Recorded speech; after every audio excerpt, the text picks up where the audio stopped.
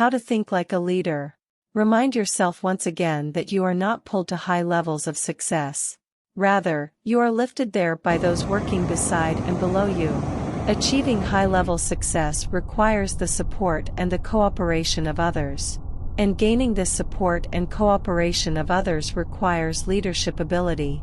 Success and the ability to lead others, that is, getting them to do things they wouldn't do if they were not led, go hand in hand.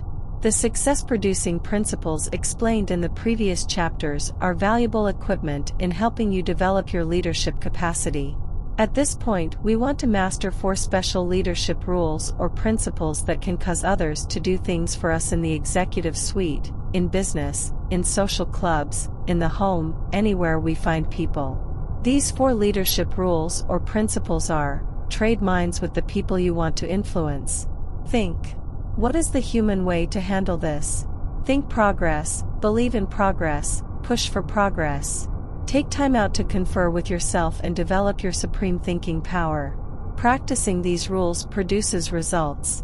Putting them to use in everyday situations takes the mystery out of that gold-plated word, leadership. Let's see how.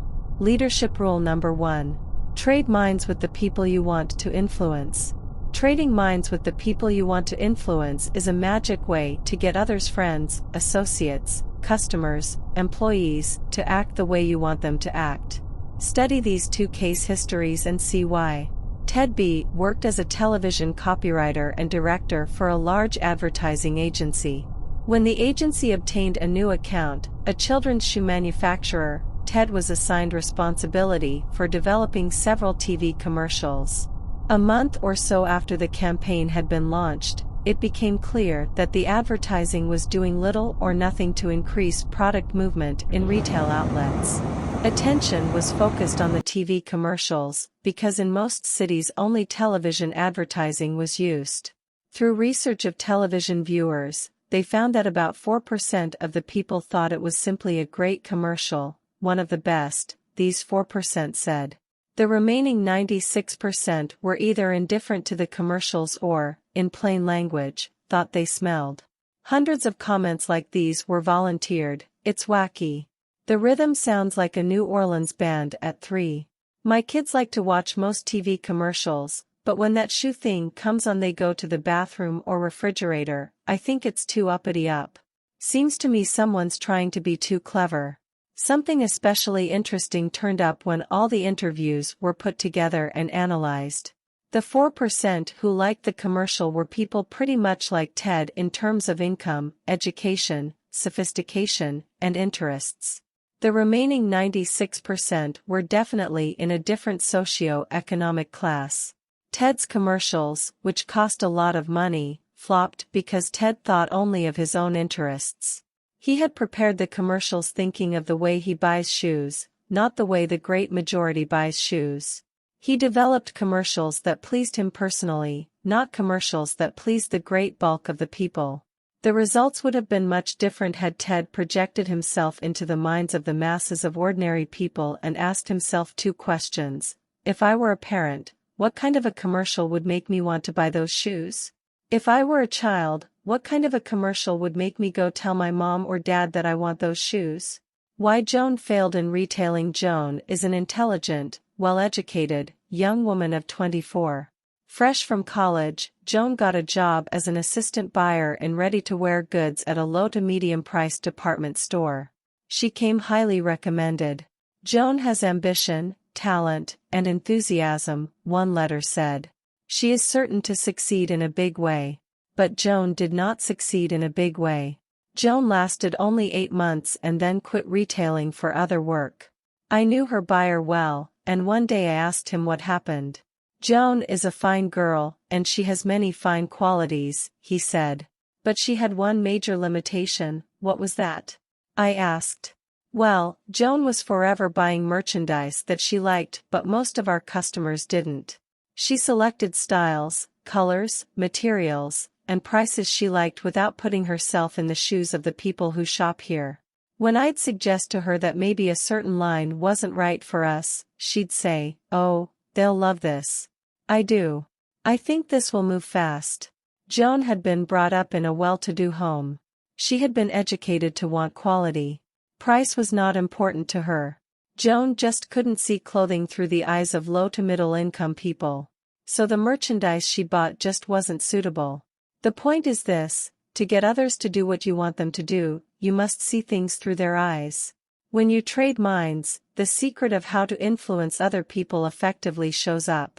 A very successful salesman friend told me he spends a lot of time anticipating how prospects will react to his presentation before he gives it. Trading minds with the audience helps the speaker design a more interesting, harder-hitting talk. Trading minds with employees helps the supervisor provide more effective, better received instructions. A young credit executive explained to me how this technique worked for him. When I was brought into this store, a medium-sized clothing store, as assistant credit manager, I was assigned the job of handling all collection correspondence. The collection letters the store had been using greatly disappointed me. They were strong, insulting, and threatening. I read them and thought, brother, I'd be mad as hell if somebody sent me letters like these. I never would pay. So I just got to work and started writing the kind of letter that would move me to pay an overdue bill if I received it. It worked. By putting myself in the shoes of the overdue customer, so to speak, collections climbed to a record high. Numerous political candidates lose elections because they fail to look at themselves through the minds of the typical voters. One political candidate for a national office, apparently fully as qualified as his opponent, lost by a tremendous margin for one single reason. He used a vocabulary that only a small percentage of the voters could understand. His opponent, on the other hand, thought in terms of the voters' interests. When he talked to farmers, he used their language. When he spoke to factory workers, he used words they were easily familiar with. When he spoke on TV, he addressed himself to Mr. Typical Voter, not to Dr. College Professor. Keep this question in mind: what would I think of this if I exchanged places with the other person? It paves the way to more successful action. Thinking of the interests of the people we want to influence is an excellent thought rule in every situation. A few years ago, a small electronics manufacturer developed a fuse that would never blow out. The manufacturer priced the product to sell for $1.25 and then retained an advertising agency to promote it. The account executive placed in charge of the advertising immediately became intensely enthusiastic. His plan was to blanket the country with mass advertising on TV, radio, and newspapers. "This is it," he said. "We'll sell 10 million the first year." His advisors tried to caution him, explaining that fuses are not a popular item, they have no romantic appeal, and people want to get by as cheaply as possible when they buy fuses. "Why not?" the advisors said. "Use selected magazines and sell it to the high-income levels?" They were overruled, and the mass campaign was underway, only to be called off in 6 weeks because of disappointing results. The trouble was this: the advertising executive looked at the high-priced fuses with his eyes, the eyes of a high-income person. He failed to see the product through the eyes of the mass-market income levels. Had he put himself in their position, he would have seen the wisdom of directing the promotion toward the upper income groups, and the account would have been saved. Develop your power to trade minds with the people you want to influence. The exercises below will help. Practice trading minds exercises. Situation 1. Giving someone work instructions. 2. Writing an advertisement. 3. Telephone manners. For best results, ask yourself: looking at this from the viewpoint of someone who is new to this, have I made myself clear? If I were a typical prospective buyer, how would I react to this ad? If I were the other person, what would I think of my telephone voice and manners? 4. Gift. 5. The way I give orders. 6. Child discipline. 7. My appearance. 8. Preparing a speech. 9. Entertainment. Is this gift something I would like, or is it something he will like? Often there is an enormous difference. Would I like to carry out orders if they were given to me the way I give them to others? If I were the child, considering his age, experience, and emotions, how would I react to this discipline? What would I think of my superior if he were dressed like me?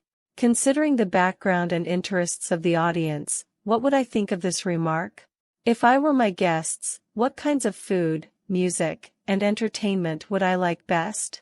Put the trading minds principle to work for you. Consider the other person's situation. Put yourself in his shoes, so to speak. Remember, his interests, income, intelligence, and background may differ considerably from yours. Now ask yourself, if I were in his situation, how would I react to this? Whatever it is you want him to do. Then take the action that would move you if you were the other person. Leadership rule number 2, think. What is the human way to handle this? People use different approaches to leadership situations. One approach is to assume the position of a dictator. The dictator makes all decisions without consulting those affected. He refuses to hear his subordinate's side of a question because, down deep perhaps, he's afraid the subordinate might be right and this would cause him to lose face. Dictators don't last long. Employees may fake loyalty for a while, but unrest soon develops.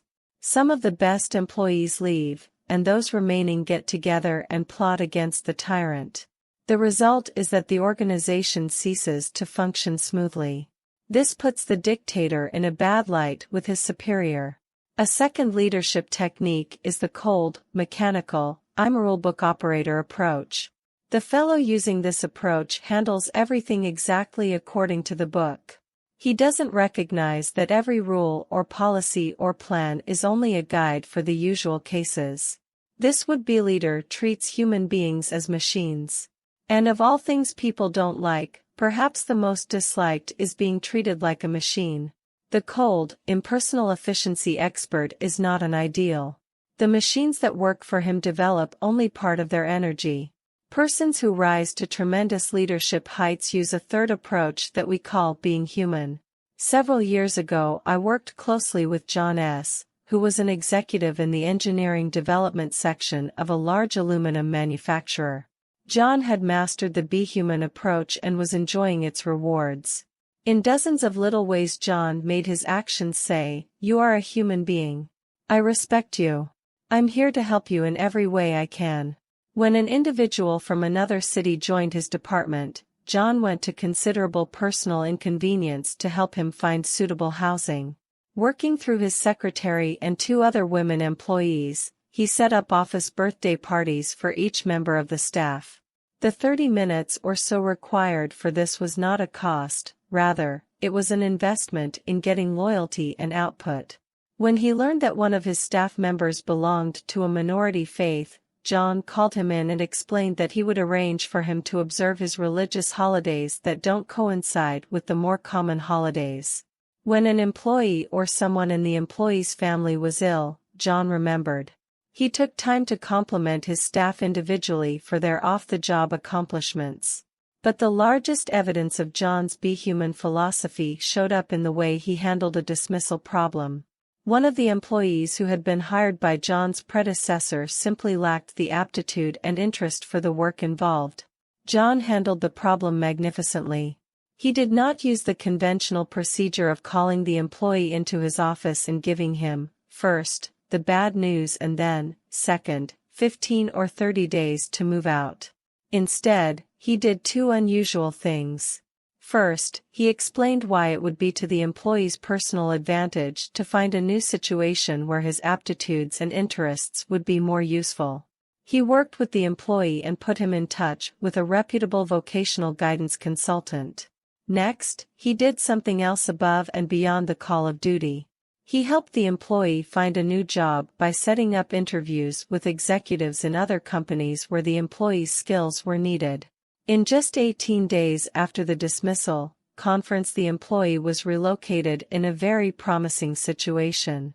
This dismissal procedure intrigued me, so I asked John to explain his thinking behind it. He explained it this way: "There's an old maxim I've formed and held in my mind," he began. "Whoever is under a man's power is under his protection. We never should have hired this man in the first place because he's not cut out for this kind of work. But since we did, the least I could do was help him to relocate.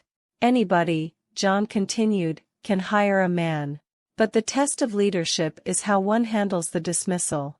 By helping that employee relocate before he left us built up a feeling of job security in everyone in my department. I let them know by example that no one gets dumped on the street as long as I'm here. Make no mistake. John's Be Human brand of leadership paid off. There were no secret gossip sessions about John. He received unquestioned loyalty and support. He had maximum job security because he gave maximum job security to his subordinates. For about 15 years I've been close to a fellow I'll call Bob W. Bob is in his late 50s. He came up the hard way. With a hit-or-miss education and no money, Bob found himself out of work in 1931. But he's always been a scrambler. Not one to be idle, Bob started an upholstery shop in his garage. Thanks to his untiring efforts, the business grew, and today it's a modern furniture manufacturing plant with over 300 employees. Today Bob is a millionaire. Money and material things have ceased to be a concern. But Bob is rich in other ways too. He's a millionaire in friends, contentment, and satisfaction. Of Bob's many fine qualities, his tremendous desire to help other people stands out. Bob is human and he's a specialist in treating others the way human beings want to be treated. One day Bob and I were discussing the matter of criticizing people. Bob's human way of doing it is a master formula. Here's the way he put it. I don't think you could find anybody who would say I'm a softie or a weakling. I run a business. When something isn't going right, I fix it. But it's the way I fix it that's important. If employees are doing something wrong or are making a mistake, I am doubly careful not to hurt their feelings and make them feel small or embarrassed. I just use 4 simple steps. First, I talk to them privately. Second, I praise them for what they are doing well. Third, I point out the one thing at the moment that they could do better and I help them find the way. Fourth, I praise them again on their good points. And this 4-step formula works. When I do it this way, people thank me because I've found that's exactly the way they like it. When they walk out of this office, they have been reminded that they are not only pretty good, they can be even better. I've been betting on people all my life, Bob says. And the better I treat them, the more good things happen to me. I honestly don't plan it that way. That's just the way it works out. Let me give you an example. Back about, 5 or 6 years ago, one of the production men came to work drunk. Pretty soon there was a commotion in the plant. It seems this fellow had taken a 5-gallon can of lacquer and was splashing it all over the place. Well, the other workmen took the lacquer away from him, and the plant superintendent escorted him out. I walked outside and found him sitting against the building in a kind of stupor. I helped him up, put him in my car, and took him to his home. His wife was frantic. I tried to reassure her that everything would be all right. "Oh, but you don't understand," she said. "Mr. W. Me doesn't stand for anyone being drunk on the job. Jim's lost his job, and now what will we do?" I told her Jim wouldn't be dismissed. She asked how I knew. "The reason," I explained, "is because I'm Mr. W." She almost fainted. I told her I'd do all I could to help Jim at the plant and I hoped she'd do all she could at home, and just have him on the job in the morning. When I got back to the plant, I went down to Jim's department and spoke to Jim's co-workers. I told them, "You've seen something unpleasant here today, but I want you to forget it. Jim will be back tomorrow. Be kind to him. He's been a good worker for a long time, and we owe it to him to give him another chance." Jim got back on the ball, and his drinking was never again a problem. I soon forgot about the incident. But Jim didn't. 2 years ago the headquarters of the local union sent some men here to negotiate the contract for the local. They had some staggering, simply unrealistic demands. Jim, quiet, meek Jim, suddenly became a leader. He got busy and reminded the fellows in the plant that they'd always gotten a fair deal from Mr. W, and we didn't need outsiders coming to tell us how to run our affairs. The outsiders left, and as usual we negotiated our contract like friends, thanks to Jim. Here are 2 ways to use the Be Human approach to make you a better leader. First, each time you face a difficult matter involving people, ask yourself, What is the human way to handle this? Ponder over this question when there is a disagreement among your subordinates or when an employee creates a problem. Remember Bob W.'s formula for helping others correct their mistakes. Avoid sarcasm. Avoid being cynical. Avoid taking people down a peg or two. Avoid putting others in their place. Ask, what is the human way to deal with people? It always pays, sometimes sooner, sometimes later, but it always pays. A second way to profit from the Be Human rule is to let your actions show you put people first. Show interest in your subordinates' off-the-job accomplishments. Treat everyone with dignity. Remind yourself that the primary purpose in life is to enjoy it.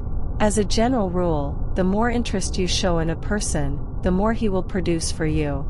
And his production is what carries you forward to greater and greater success. Praise your subordinates to your supervisor by putting in plugs for them at every opportunity. It's an old American custom to admire the fellow who's on the side of the little man. Your subordinates will appreciate your plugs, and their loyalty to you will grow. And do not fear that this will lower your own importance in the eyes of your supervisor. Rather, a man big enough to be humble appears more confident than the insecure man who feels compelled to call attention to his accomplishments. A little modesty goes a long way. Praise your subordinates personally at every opportunity. Praise them for their cooperation. Praise them for every extra effort they put forth. Praise is the greatest single incentive you can give people, and it costs you nothing. Besides, a write-in vote has often overthrown a powerful, known candidate. You never know when your subordinates can do you a turn by coming to your defense. Practice praising people. Rub people the right way. Be human. Leadership rule number 3, think progress, believe in progress, push for progress. One of the most complimentary things anyone can say about you is he stands for progress. He's the man for the job. Promotions in all fields go to individuals who believe in and push for progress. Leaders, real leaders, are in short supply. Status quoers, the everything's alright let's don't upset the apple cart folks, far outnumber the progressives, the there's lots of room for improvement let's get to work and do it better people. Join the leadership elite. Develop a forward look. There are 2 special things you can do to develop your progressive outlook. Think improvement in everything you do. Think high standards in everything you do. Several months ago, the president of a medium-sized company asked me to help him make an important decision. This executive had built the business by himself and had been functioning as sales manager. Now, with 7 salesmen employed, he decided his next step was to promote one of his salesmen to the job of sales manager. He narrowed the choice down to 3, all of whom were about equal in experience and sales performance. My assignment was to spend one day in the field with each man and then report my views on which fellow seemed to be best qualified to lead the group. Each man was told that a consultant would visit him to discuss the overall marketing program. For obvious reasons, they were not told the specific purpose of my visit. 2 of the men reacted pretty much the same way. Both were uncomfortable with me. They seemed to sense that I was there to change things. Each of these men was a real defender of the status quo. Both approved of the way everything was being done. I raised questions about how the territories were laid out, the compensation program, the sales promotional material, every facet of the marketing effort. But on all points, the response was always everything is okay. On specific points these 2 men explained why the present way couldn't and shouldn't be changed. Summed up, both men wanted the status quo to remain the status quo. One of them said to me as he dropped me by my hotel, "I don't know exactly why you spent the day with me, but tell Mr. M for me that everything is okay as is. Don't go re-figuring anything." The third man was wonderfully different. He was pleased with the company and proud of its growth. But he was not wholly content. He wanted improvements. All day this third salesman gave me his ideas for getting new business, providing better service to customers, reducing wasted time, revising the compensation plan to give more incentive, all so that he and the company would make more. He had mapped out a new advertising campaign he had been thinking about. When I left him, his parting remark was, "I sure appreciate the chance to tell someone about some of my ideas." We've got a good outfit, but I believe we can make it better. My recommendation, of course, was for the third man. It was our commendation that coincided perfectly with the feelings of the company president. Believe in expansion, efficiency, new products, new processes, better schools, increased prosperity. Believe in and push for progress, and you'll be a leader. As a youngster, I had an opportunity to see how the different thinking of two leaders can make an amazing difference in the performance of followers. I attended a country elementary school, 8 grades, 1 teacher, and 40 children all jammed together inside 4 brick walls. A new teacher was always a big deal. Led by the big boys, the 7th and 8th graders, the pupils set out to see how much they could get away with. One year there was little more than chaos. Every day there were dozens of the usual school pranks, wars of spitballs, and paper airplanes. Then there were the major incidents such as locking the teacher outside the school for half a day at a time, or on another occasion the opposite, barricading her within the building for hours. Another day each boy in the upper grades brought his dog into the schoolroom. Let me add that these children were not delinquents. Stealing, physical violence, and deliberate harm were not their objectives. They were healthy kids conditioned by vigorous rural living and needing an outlet for their tremendous pent-up energies and ingenuities. Well, the teacher somehow managed to stay with the school until the end of that year. To no one's surprise, there was a new teacher the following September. The new teacher extracted strikingly different performance from the children. She appealed to their personal pride and sense of respect. She encouraged them to develop judgment. Each child was assigned a specific responsibility like washing blackboards or cleaning erasers, or practicing paper grading for the younger grades. The new teacher found creative ways to use the energy that had been so misdirected a few months before. Her educational program was centered on building character. Why did the children act like young devils one year and like young angels the next? The difference was the leader, their teacher. In all honesty, we cannot blame the kids for playing pranks an entire school year. In each instance the teacher set the pace. The first teacher, deep down, didn't care whether the children made progress. She set no goals for the children. She didn't encourage them. She couldn't control her temper. She didn't like teaching, so the pupils didn't like learning. But the second teacher had high, positive standards. She sincerely liked the children and wanted them to accomplish much. She considered each one as an individual. She obtained discipline easily because in everything she did, she was well disciplined. And in each case, the pupils adjusted their conduct to fit the examples set by the teachers. We find this same form of adjustment taking place every day in adult groups. During World War II, military chiefs continually observed that the highest morale was not found in units where commanders were easy, relaxed, and lackadaisical. Crack units were led by officers with high standards who enforced military regulations fairly and properly. Military personnel simply do not respect and admire officers with low standards. College students, too, take their cue from the examples set by the professors.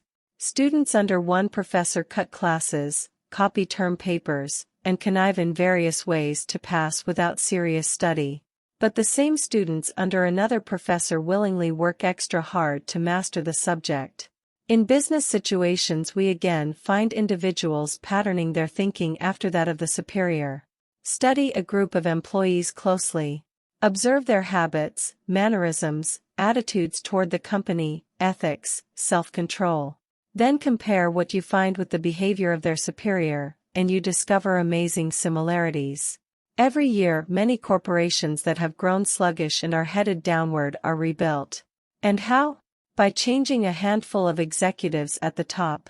Companies, and colleges and churches and clubs and unions and all other types of organizations, are successfully rebuilt from the top down, not from the bottom up. Change the thinking at the top, and you automatically change the thinking at the bottom. Remember this, when you take over the leadership of a group, the persons in that group immediately begin to adjust themselves to the standards you set. This is most noticeable during the first few weeks. Their big concern is to clue you in, zero you in, find out what you expect of them. They watch every move you make. They think, how much rope will he give me? How does he want it done? What does it take to please him? What will he say if I do this or that? Once they know, they act accordingly. Check the example you set. Use this old but ever-accurate quatrain as a guide. What kind of world would this world be, if everyone in it were just like me? To add meaning to this self-imposed test, substitute the word company for world. So it reads, what kind of company would this company be, if everyone in it were just like me? In similar fashion, ask yourself what kind of club, community, school, church would it be if everyone in it acted like you? Think, talk, act, live the way you want your subordinates to think, talk, act, live, and they will. Over a period of time, subordinates tend to become carbon copies of their chief. The simplest way to get high-level performance is to be sure the master copy is worth duplicating. Am I a progressive thinker? Checklist. Do I think progressively toward my work? Do I appraise my work with the how can we do it better attitude? Do I praise my company, the people in it, and the products it sells at every possible opportunity? Are my personal standards with reference to the quantity and quality of my output higher now than 3 or 6 months ago? Am I setting an excellent example for my subordinates, associates, and others I work with? Do I think progressively toward my family? Is my family happier today than it was 3 or 6 months ago? Am I following a plan to improve my family's standard of living? Does my family have an ample variety of stimulating activities outside the home? Do I set an example of a progressive, a supporter of progress, for my children? Do I think progressively toward myself? Can I honestly say I am a more valuable person today than 3 or 6 months ago? Am I following an organized self-improvement program to increase my value to others? Do I have forward-looking goals for at least 5 years in the future? Am I a booster in every organization or group to which I belong? Do I think progressively toward my community? Have I done anything in the past 6 months that I honestly feel has improved my community, neighborhood, churches, schools, etc.? Do I boost worthwhile community projects rather than object, criticize, or complain? Have I ever taken the lead in bringing about some worthwhile improvement in my community? Do I speak well of my neighbors and fellow citizens? Leadership rule number 4. Take time out to confer with yourself and tap your supreme thinking power. We usually picture leaders as exceptionally busy people. And they are. Leadership requires being in the thick of things. But while it's usually overlooked, it is noteworthy that leaders spend considerable time alone with nothing but their own thinking apparatus. Check the lives of the great religious leaders, and you'll find each of them spent considerable time alone. Moses frequently was alone, often for long periods of time. So were Jesus, Buddha, Confucius, Muhammad, Gandhi. Every outstanding religious leader in history spent much time in solitude, away from the distractions of life. Political leaders, too, those who made lasting names in history for good or bad, gained insight through solitude. It is an interesting question whether Franklin D. Roosevelt could have developed his unusual leadership capacities had he not spent much time alone while recovering from his polio attack. Harry Truman spent much time as a boy and as an adult alone on a Missouri farm. Quite possibly Hitler would never have achieved power had he not spent months in jail alone, where he had time to construct Mein Kampf, that wicked plan for world conquest that sold the Germans in a blind moment. Many of the leaders of communism who proved to be so diplomatically skillful, Lenin, Stalin, Marx, and many others, spent time in jail, where they could, without distraction, plan their future moves. Leading universities require professors to lecture as few as 5 hours per week so that the professor has time to think. Many outstanding business executives are surrounded all day by assistants, secretaries, telephones, and reports. But follow them around for 168 hours a week and 720 hours a month, and you discover they spend a surprising amount of time in uninterrupted thought. The point is this: the successful person in any field takes time out to confer with himself or herself. Leaders use solitude to put the pieces of a problem together, to work out solutions, to plan, and, in one phrase, to do their super thinking. Many people fail to tap their creative leadership power because they confer with everybody and everything else but themselves. You know this kind of person well. He's the fellow who goes to great lengths not to be alone. He goes to extremes to surround himself with people. He can't stand being alone in his office, so he goes prowling to see other people. Seldom does he spend evenings alone. He feels a compelling need to talk with others every waking moment. He devours a huge diet of small talk and gossip. When this person is forced by circumstances to be physically alone, he finds ways to keep from being mentally alone. At times like these he resorts to television, newspapers, radio, telephone, anything that will take over his thinking process for him. In effect he says, "Here, Mr. TV, Mr. Newspaper, occupy my mind for me. I'm afraid to occupy it with my own thoughts." Mr. I can't stand to be alone shuns independent thought.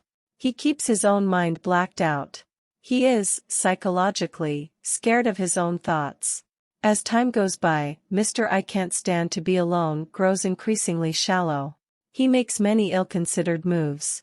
He fails to develop firmness of purpose, personal stability. He is, unfortunately, ignorant of the superpower lying unused just behind his forehead. Don't be a Mr. I can't stand to be alone. Successful leaders tap their superpower through being alone. You can, too. Let's see how.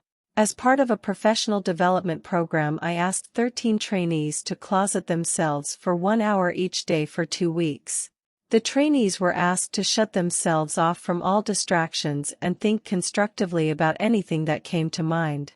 At the end of 2 weeks, each trainee, without exception, reported the experience proved amazingly practical and worthwhile. One fellow stated that before the managed solitude experiment he was on the verge of a sharp break with another company executive, but through clear thinking he found the source of the problem and the way to correct it. Others reported that they solved problems relating to such varied things as changing jobs, marriage difficulties, buying a home, and selecting a college for a teenage child. Each trainee enthusiastically reported that he had gained a much better understanding of himself, his strengths and weaknesses than he had ever had before. The trainees also discovered something else that is tremendously significant. They discovered that decisions and observations made alone in managed solitude have an uncanny way of being 100% right. The trainees discovered that when the fog is lifted, the right choice becomes crystal clear. Managed solitude pays off. One day recently an associate of mine reversed her stand completely on a troublesome issue. I was curious to know why she had switched her thinking, since the problem was very basic. Her answer went like this. "Well, I haven't been at all clear in my mind as to what we should do. So I got up at 3:30 this morning, fixed a cup of coffee, and just sat on the sofa and thought until 7. I see the whole matter a lot clearer now. So the only thing for me to do is reverse my stand." And her new stand proved completely correct. Resolve now to set aside some time each day, at least 30 minutes, to be completely by yourself. Perhaps early in the morning before anyone else is stirring about would be best for you. Or perhaps late in the evening would be a better time. The important thing is to select a time when your mind is fresh and when you can be free from distractions. You can use this time to do 2 types of thinking, directed and undirected. To do directed thinking, review the major problem facing you. In solitude your mind will study the problem objectively and lead you to the right answer. To do undirected thinking, just let your mind select what it wishes to think about. In moments like these your subconscious mind taps your memory bank, which in turn feeds your conscious mind. Undirected thinking is very helpful in doing self-evaluation. It helps you get down to the very basic matters like how can I do better? What should be my next move? Remember, the main job of the leader is thinking. And the best preparation for leadership is thinking. Spend some time in managed solitude every day and think yourself to success. Summary. To be a more effective leader, put these 4 leadership principles to work. 1. Trade minds with the people you want to influence. It's easy to get others to do what you want them to do if you'll see things through their eyes. Ask yourself this question before you act: what would I think of this if I exchanged places with the other person? 2. Apply the Be Human rule in your dealings with others. Ask, what is the human way to handle this? In everything you do, show that you put other people first. Just give other people the kind of treatment you like to receive. You'll be rewarded. 3. Think progress, believe in progress, push for progress. Think improvement in everything you do. Think high standards in everything you do. Over a period of time, subordinates tend to become carbon copies of their chief. Be sure the master copy is worth duplicating. Make this a personal resolution, at home, at work, in community life. If it's progress, I'm for it. 4. Take time out to confer with yourself and tap your supreme thinking power. Managed solitude pays off. Use it to release your creative power. Use it to find solutions to personal and business problems. So spend some time alone every day just for thinking. Use the thinking technique all great leaders use: confer with yourself. How to use the magic of thinking big in life's most crucial situations. There is magic in thinking big. But it is so easy to forget. When you hit some rough spots, there is danger that your thinking will shrink in size. And when it does, you lose. Below are some brief guides for staying big when you're tempted to use the small approach. Perhaps you'll want to put these guides on small cards for even handier reference. A. When little people try to drive you down, think big to be sure. There are some people who want you to lose, to experience misfortune, to be reprimanded. But these people can't hurt you if you'll remember 3 things. 1. You win when you refuse to fight petty people. Fighting little people reduces you to their size. Stay big. 2. Expect to be sniped at. It's proof you're growing. 3. Remind yourself that snipers are psychologically sick. Be big. Feel sorry for them. 4. Think big enough to be immune to the attacks of petty people. B. When that I haven't got what it takes feeling creeps up on you, think big. Remember, if you think you are weak, you are. If you think you're inadequate, you are. If you think you're second class, you are. Whip that natural tendency to sell yourself short with these tools. 1. Look important. It helps you think important. How you look on the outside has a lot to do with how you feel on the inside. 2. Concentrate on your assets. Build a sell yourself to yourself commercial and use it. Learn to supercharge yourself. Know your positive self. 3. Put other people in proper perspective. The other person is just another human being, so why be afraid of him? 4. Think big enough to see how good you really are. C. When an argument or quarrel seems inevitable, think big. Successfully resist the temptation to argue and quarrel by 1. Asking yourself, honestly now, is this thing really important enough to argue about? 2. Reminding yourself, you never gain anything from an argument, but you always lose something. 3. Think big enough to see that quarrels, arguments, feuds, and fusses will never help you get where you want to go. D. When you feel defeated, think big. It is not possible to achieve large success without hardships and setbacks. But it is possible to live the rest of your life without defeat. Big thinkers react to setbacks this way: regard the setback as a lesson. Learn from it. Research it. Use it to propel you forward. Salvage something from every setback. Blend persistence with experimentation. Back off and start afresh with a new approach. Think big enough to see that defeat is a state of mind, nothing more. E. When romance starts to slip, think big. Negative, petty, she's or he's unfair to me so I'll get even type of thinking slaughters romance, destroys the affection that can be yours. Do this when things aren't going right in the love department. 1. Concentrate on the biggest qualities in the person you want to love you. Put little things where they belong in second place. 2. Do something special for your mate and do it often. 3. Think big enough to find the secret to marital joys. F. When you feel your progress on the job is slowing down, think big no matter what you do and regardless of your occupation. Higher status, higher pay come from one thing: increasing the quality and quantity of your output. Do this. Think, I can do better. The best is not unattainable. There is room for doing everything better. Nothing in this world is being done as well as it could be. And when you think, I can do better, ways to do better will appear. Thinking I can do better switches on your creative power. Think big enough to see that if you put service first, money takes care of itself. In the words of Publilius Syrus, a wise man will be master of his mind. A fool will be its slave.